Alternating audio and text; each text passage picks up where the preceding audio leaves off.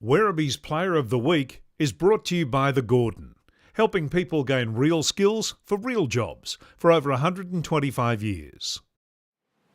We're here for Werribee TV at Avalon Airport Oval, and we are back on the winners list after a 58-point win over the Northern Blues at Icon Park, and one man who was integral to that was Max Spencer with a big game down back. He is our Gordon Player of the Week for round 4. The Gordon, of course, real skills for real jobs. Max, congratulations on the win and the performance. Must be a very nice way to bounce back after a disappointing loss against Geelong.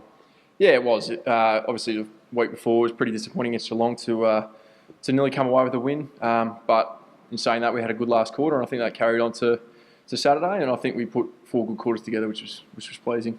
Bit of a venue change as well. It had been slated for Preston City Oval originally, and then got moved to Icon Park, a very wide ground, large open spaces. I imagine that would have suited your game style pretty well. It did, yeah. We really spread the ground apart and picked them apart really well. So we're really happy with their ball movement, and we were able to score pretty heavily. So yeah, it was everything we would have hoped for.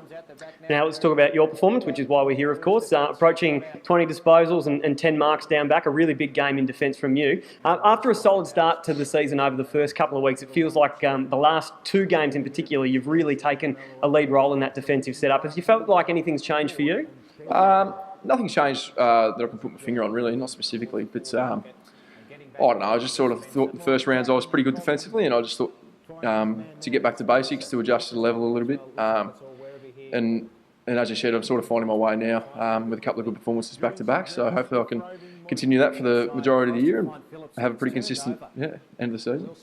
Coming down from the Gold Coast, you're one of a few new players who's formed the new look defensive setup. So always interesting to see how it's going to gel. But I imagine having guys like Dan Nielsen, Ryan Hebron coming in with AFL experience and AFL Academy experience, and those two to join with the likes of Nick Coughlin, also with AFL system experience, and then you. I imagine having those guys coming together as the new nucleus of that group makes it a bit easier. Yeah, it makes it a lot easier. I think you saw on the weekend everyone playing their role, everyone gelling together, and the more we play together, the easier we can read each other, and the better we can play and put performances like that together. So hopefully get a few more like that in a row.